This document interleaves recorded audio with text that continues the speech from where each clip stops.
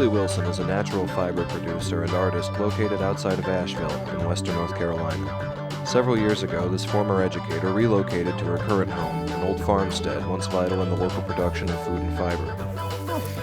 See, I'm planning my next year's flower garden, so I take the hay that is not used or got rained on, and this is where next year these are going to be a circle of daisies.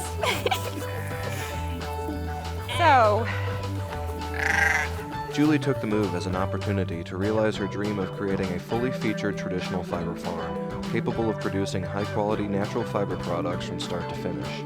Julie's duties are split between looking after the animals, maintaining the farm, and caring for her family.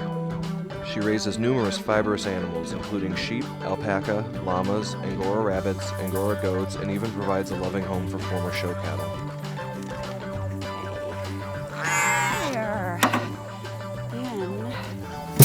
So I said, how about sheep? And I'd always loved sheep. I didn't grow up on a farm, but I loved them on the meadows and the big fluffiness and whatever. So he didn't know the future. And he said, sure. Then I read the book, Raising Sheep the Modern Way by Paula Simmons, and the Shetlands is what just struck. There's 14 different recognized colors of the wool, the majestic horns, and then the size, where the girls could be 60 to 75 pounds, and a Romney or Border Leicester can be 150 to 200 pounds for a girl. 20 years ago, it was nothing that I could pick one up. Now I might have to think about it, but that's why I decided on the Shetland breed. Even simple acts such as feeding can become mammoth undertakings due to the sheer number of animals involved. We buy about 1,000 pounds of feed a month, and it's a mixture that is put together in Waynesville, and we have all these bins because my feed bill was way too much money, so I wanted to find some place that we were going to do it in bulk, buy it in bulk. And once goats step on their hay or one little poopy falls in it, they don't want to eat it anymore. So they are very, yeah, there they are. But the llama mostly has guard hair that sheds the weather, and the alpaca fleece does not have guard hair. Micron-wise, it's a much lower number than the alpaca. The quality of it, the cleanliness of it, that is what makes it more expensive. This one hasn't been sheared, maybe only one time before, so she doesn't know that this is a good thing for her. There you go. There you go. This is the good thing about getting animals that you can pick up. This is hand shearing, and this is how I do it. What I do is just start at the neck and just keep moving everything, and I just feel where the skin is, but I just start cutting. And goats are shorn pretty much twice a year. They grow maybe an inch of fiber a month. And these are Angora goats that produce mohair. Obviously, electric shearing is a lot quicker, but another positive thing about hand shearing is that it doesn't get as close to the skin as electric shears do. So they will have maybe 1 inch of fiber left to keep them warm. This is from the Shetland, and it is fleece. Sheep can be sheared, and it actually comes off in one piece. And you can tell the pieces of it that this was the shoulder or around the neck, like this, and this is the sides, and here's even a beetle. I guess there could be a scientific way to do this. Some people might weigh it and do it, but I just put it in the water and gently press it down and let it sit. It's nice if it's a good sunny day because it will dry quicker. And I just spread it out on a screen.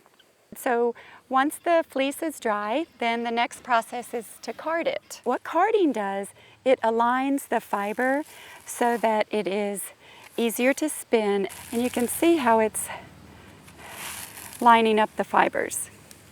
An essential part of the fiber economy is its sense of community. Julie belongs to several guilds and frequently meets with fellow spinners and weavers to collaborate. Like other fiber producers in the region, she not only raises fiber-producing animals, but also dyes and spins her own yarn.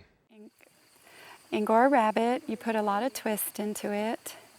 So this is the stuff that hasn't been shorn yet, and see how long it is. And plucking it like this, it's very easy to spin. I like to explain to people it's like a deep massage. So I guess when they talk about spinning right with the rabbit on your lap, this is what they're doing. And I'm trying to just align the fibers. One fiber will connect with another, and the spinning wheel is doing the twisting. You know, when it goes through this little hole right there and onto the wheel, and the wheel is going around, that's what makes the yarn twist. And to join it, you just overlap the fibers until it starts connecting right there, and then you bring your left hand down. And this is how I spin. If you're spinning mohair compared to Shetland, Shetland is a very fine diameter. The fiber is very thin, and it's a really strong fiber. She's letting the twist build up. A lot of twist is above your pinchers, and then spread it out and make sure it has a lot of twist. Once spun, the yarn is ready to be woven. Julie uses a triangular loom to weave her yarn into a symmetrical triangle shawl pattern. The process is time-consuming and relatively traditional, although its origins aren't entirely known. This is not hard, but it is just tedious. Julie's all-encompassing approach to the fiber economy is a full-time job. Throughout the year, I'm watching the sheep with their fluffy balloon of fiber that I like to see. As far as modern farmers and weavers are concerned, Julie's holistic process is atypical. Most of today's farmers rely on technological advancements to lessen the amount of labor required to rear animals, and indeed the majority of inexpensive, commercially available yarn tends to be mass-produced petroleum-based synthetics. Some might call Julie Wilson out of touch with the pace of the modern fiber economy.